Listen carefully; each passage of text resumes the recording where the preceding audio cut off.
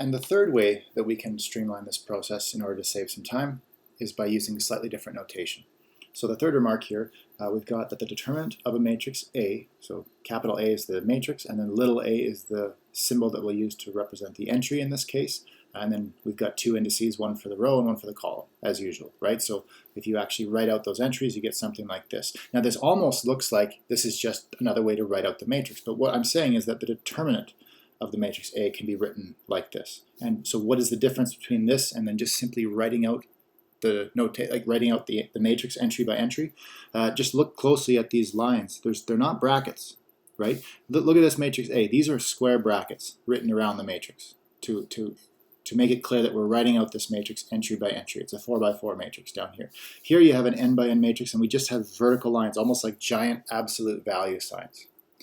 And that's what signifies that you're talking about a determinant here. So this notation means take the determinant of the matrix that's inside. Okay, and that can save you some time as well. So we're going to put these three strategies into practice on the next example and show how we can kind of streamline this a little bit and cut down on some of the notation, because it did get a bit intense in the last example. So remember what the second remark was at the bottom of the previous page. When you choose a row or column to do cofactor expansion along, which is really what we're going to have to do here, we want to find the determinant of this matrix, you want to pay attention to which rows or columns have more zeros. So that's what this remark was saying. And the reason was, remember, in this example, if there had been zeros in this column, when we did cofactor expansion, they would have shown up either here, here, or here, and really just nullifying entire terms and cutting down on some of the calculations. So that's why it's beneficial to do that. Well, let's take a look here. Are there any rows or columns that have more zeros than the others? Well, rows 1 and 4 both have 2 zeros. And if you pay attention to the columns as well, you'll see that column 2 actually has 3 zeros. And you can't do any better than that, so that's what we're going to choose as our column for a cofactor expansion along. We could have chosen a row as well, but in this case it's advantageous to choose a column. Okay, and when we do cofactor expansion along that row, or pardon me, that column, remember that for each of the terms here, you have to write down these cofactors. Like this was a 3x3 matrix, but the 4x4 matrix will be no different. We'll have to compute a bunch of cofactors. And each one of those cofactors has a power of -1 built into it, which you can think of this as just being pulled right out of the square brackets as either a positive one, or in this case, if you pull that out of the square brackets, it's a -1.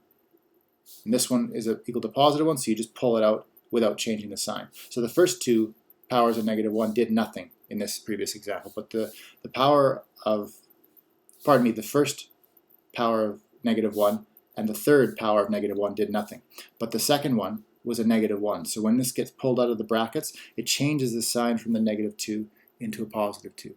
So why don't we just pay attention to the signs? It's either going to be correspond to a positive sign or a negative sign. So in other words, let's look at this chessboard or checkerboard, whatever game you prefer.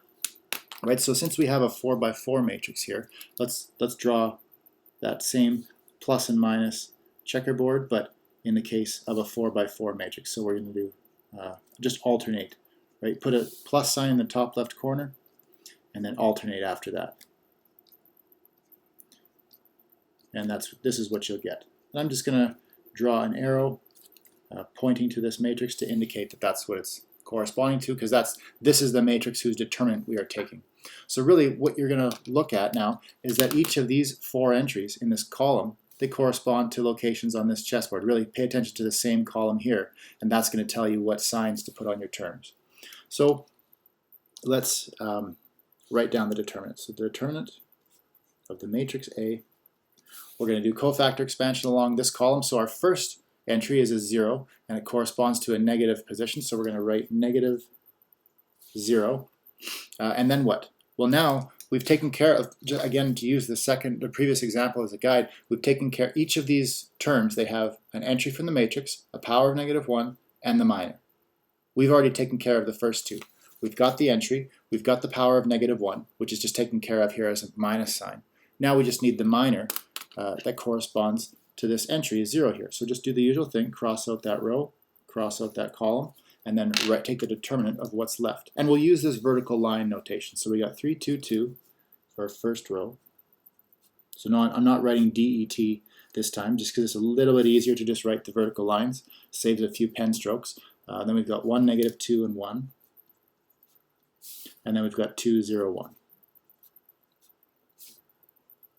Okay, so that's our first term, and now I'm going to erase these lines because those are temporary. That's why I did it in pencil, because it only is relevant to a single term. And now what? Well, now we're going to move on to the next entry, which is a 1. And this 1 occupies a positive location. I grabbed the wrong pen. We've got this 1 corresponds to the positive location in the matrix, so we're going to write plus 1. Right, so we've got the plus sign here, the entry here, and now we're going to write down the minor afterwards. So cross out that row and column and see what you have left. You're going to have the determinant of 1, 0, negative 1. And you'll have 1, negative 2, and 1. And then we'll have 2, 0, 1. So that is our second term. And then the third term, now we'll look at the next entry in the column that we're doing cofactor expansion along. We're talking about this entry 0 here. This is our next one. So that occupies a negative position in the chessboard up here. So we're going to have minus 0 multiplied by the minor that corresponds to that position. So here's the entry, so cross out the row and the column. And we have 1, 0, negative 1 for our first row. Then we have 3, 2, 2, and then 2, 0, 1. So that's our third term. And then we have one more term. It's going to be the last 0 in the column, which corresponds to a positive location in this quote-unquote matrix or checkerboard up here. So we've got plus 0 times the corresponding minor. So cross out that row and that column. And what are you going to get? You're going to get inside this minor, you'll have 1, 0, negative 1, 3, 2, 2, and 1, negative 2, 1. And that is the cofactor expansion along the second column. Okay, so now look what happened, right? Probably some of you who are watching this already caught on that I was writing down some things that really weren't going to play much of a role in the rest of the answer. Like, for example, this first term, we've got this 3 by 3 determinant. All 4 of these terms have 3 by 3 determinants, right? So technically, this cofactor expansion now would lead us to have to do now 4 3 by 3 determinants, which is quite a bit of work. But because we chose our second column to have 3 zeros, this 0 is, whatever this determinant works out to be, it's going to be some number. Multiply it by 0. Can just ignore this whole term. It's going to that term is going to be 0, and so is this term and this term. So really, we actually only have this term to worry about. So that 1 multiplied by 1 is not going to do anything. So really, all we have is just the determinant of this 3 by 3 matrix here. 1, negative 2, 1, and 2, 0, 1. So now this is all we have to compute now. The first, third, and fourth term, they vanish because of those 0 coefficients, right? So that's why you want to look for rows or columns that have a lot of zeros in them. But we're not done. We do still need to, this one term didn't vanish, so we do need to figure this one out. So we're going to need to do cofactor expansion along one row or one column of this matrix. So again, look for a row or column that has a lot of zeros if possible. And you can see that your best choice happens to be the second column. Just a coincidence that that was exactly what we had last time. It was a second column in both cases. That's just a coincidence. But again, we're going to want to now pay attention to the sign of each of the cofactors. We're going to have to think about the plus minus chessboard. So let's draw another one. This is a 3 by 3 determinant. We have plus, minus, plus, minus, plus, minus, and plus, minus, plus. That's what you get if you just draw the 3 by 3 version of this table up here. So I'm going to draw an arrow here just to indicate that this is so that we can compute this determinant. And really, these 3 entries are corresponding to these 3 locations. And there's a reason that I wanted to take a moment to draw a brand new copy of the pluses and plus minus checkerboard, whatever you want to call it. As you can tell, I still haven't figured out what I want to call it. Because I get asked this every term when I do this, when I do an example like this. The 0, the negative 2, and the 0, these 3 entries, they actually came from the original matrix, right? 0, negative 2, and 0. And these entries up here correspond to these three locations. Oops, I'm sliding up too far. These three entries here. Let me just start this slide over. I'm not sure what exactly got cut off. So these three entries in our 3x3 determinant down here came from the original matrix A as this entry, and this entry, which really, those correspond to this location, which is positive, this location, which is positive, and this location, which is negative. So people ask me all the time, what do you go by? Do I go by the entry of these locations in the original table? And the answer is no. You start fresh. Once we're evaluating this determinant, you start with a brand new copy of the addition and subtraction checkerboard. So when we do cofactor expansion here, we're going to use their locations relative to this matrix, not their location relative to this matrix. Okay, so, well, let's go ahead. I'll stop babbling and we can finish this off. So let's write this out. So we're going to have -0, because our first entry is 0 and it's a negative position, times the minor that corresponds to that entry. So we're going to get times the determinant of 1, 1, 2, 1. And then what do we have? Then our next term is going to be the -2, which occupies a positive term. Now, it's not that we're going to change this to a positive number. This positive just means write the following. Just go plus, but we still copy that -2. So we still have -2 times the minor corresponding to that entry, which we can get by just deleting the second row, second column. We'll get the determinant of 1, -1, 2, and 1. So the point there that I'm trying to make is if the entry itself happens to be negative, then you still take that into account. That still gets copied into this term as its complete entry. But the sign in between the terms comes from this checkerboard over here.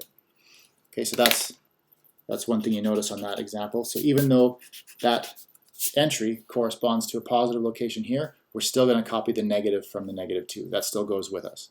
Okay, and then our last one, we've got 0 as our last entry, which corresponds to a negative location. Okay, I messed up here and wrote a plus, just not that it's really going to matter, but just to follow the pattern.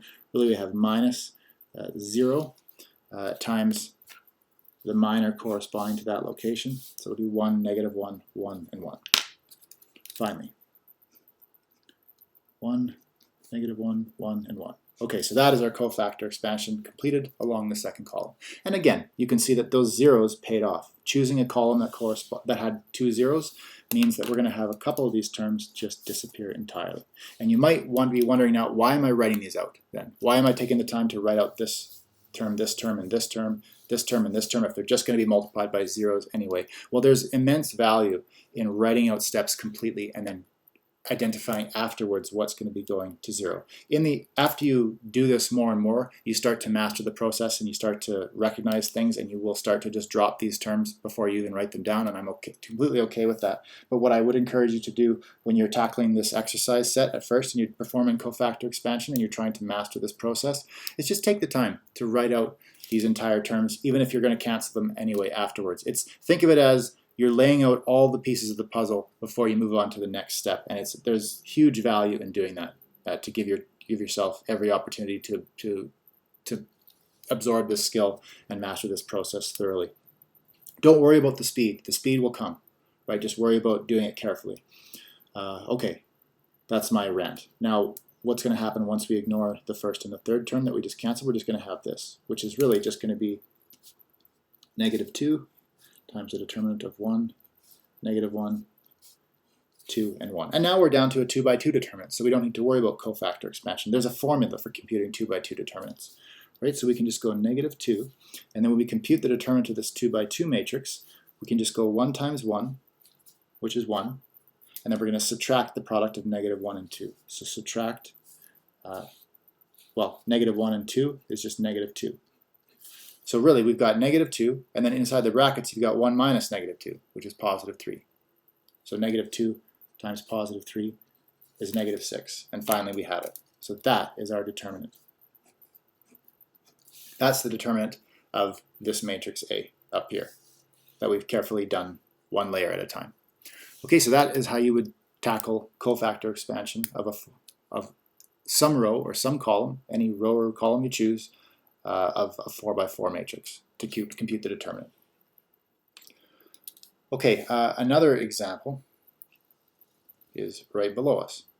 And here we're asked to find the determinant of this matrix L, and you can see it written here. It's got some zeros, and then the rest of the entries are unknown. So they're just written down abstractly. So we don't know what these entries are. They could be absolutely anything. But we do know that there's zeros here. There are 6 zeros. That's the only thing we know, though. And we're asked to find the determinant. Why did I call this matrix L? You might be wondering. Usually I use the letters A and B and C, right? But L is just the first letter in the word lower, as in lower triangular. This is a lower triangular matrix. So typically we'll do that. We'll use L for a lower triangular matrix and U for an upper triangular matrix, right? So that's why the letter L was used. And that's actually the point of this example, is that we have a lower triangular matrix here. And let's see what happens when we take its determinant. So we're going to take the determinant of L, and let's see what we get. What are we going to do? Let's do cofactor expansion along the first row, right? The two best choices are probably the first row or the fourth column, right? So let's use the first row because it's a little bit simpler. And what would our plus minus checkerboard look like? In this case, it's a 4 by 4, so I'd have plus, minus, and then plus, minus, plus, minus, plus, minus, plus, minus, plus, minus, and then finally plus, minus, plus. If I just quickly draw a checkerboard for that matrix. Okay, so these 4 entries correspond to these top 4 locations on that chessboard. So the A11 is corresponding to that positive location. So we're going to have A11, and I didn't write a minus sign in front of it because it corresponds to a positive location, right? You're either going to write a minus sign or you're not for that first term.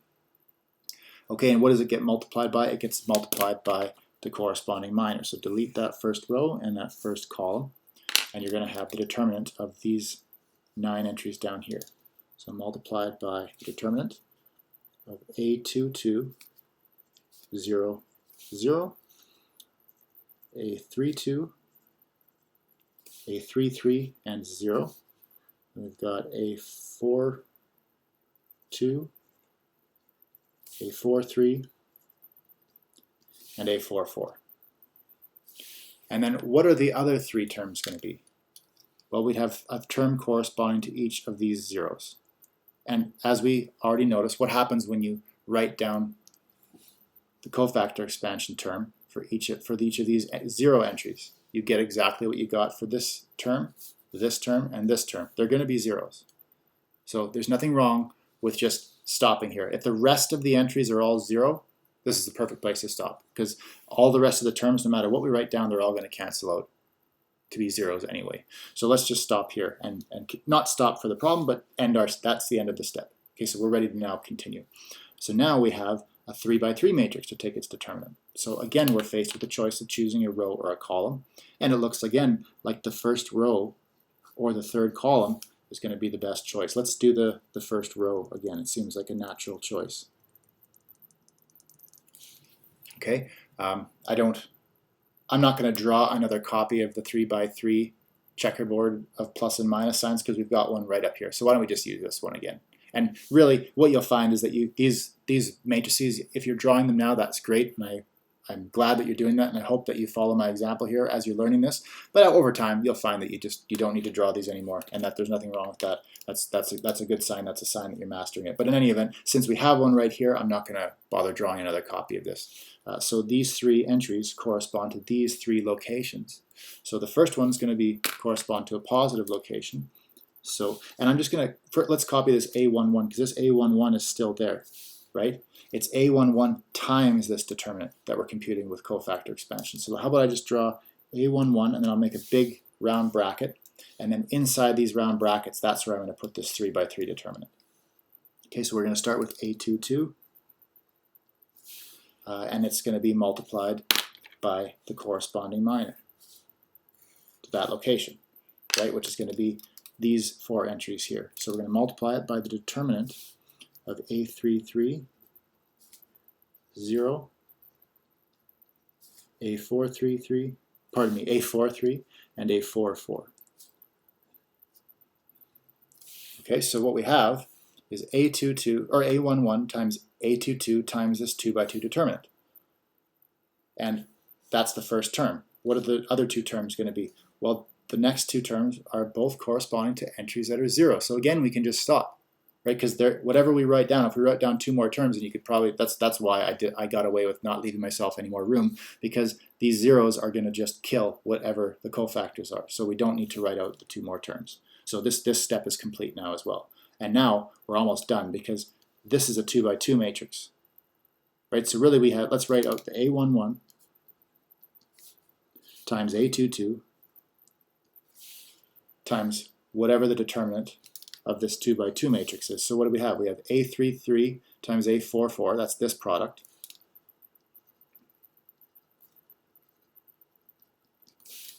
And then we subtract the product of the other two entries, which is 0 times A43, that's just going to be 0. So we're just going to subtract 0. So why don't we just close the bracket and stop?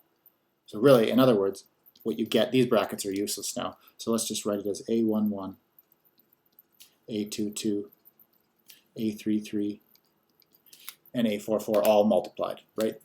That is our determinant.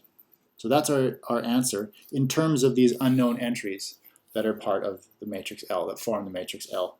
Right? You don't know what the answer is unless you know what all these entries are. But what are these entries? A11, A22, and A33, and A44. Notice those are exactly the entries on the main diagonal. So it turned out that those are the only ones that mattered. All the other entries, they showed up in this step, and some of the 4-3 ones showed up in this step, but they just gradually fade away until all you have left is the product of the entries along the main diagonal, and that's no coincidence. And it also applies to upper triangular matrices as well. And that's the remark on the bottom of the page stated as a fact. So this is the reason, though. You can see what happens. It just, because you have everything just keeps turning into zeros, and you just keep picking off. So the first step you picked off A11, which is the first entry in the main diagonal. Then the second step, this A22 got pulled out, right? So which is the second entry on the main diagonal. And at the last step, when you have a 2 by 2 matrix, the only two entries that are left are both entries on the main diagonal, and they get added onto the product as well. And that actually holds in general for lower triangular matrices, for upper triangular matrices, and not just for 4 by 4, but it could be for 5 by 5 or 6 by 6 or 10 by 10 or any size at all. If you have a square matrix that's either upper or lower triangular, its determinant is just going to be the product of the entries along the main diagonal. So that's a really neat fact.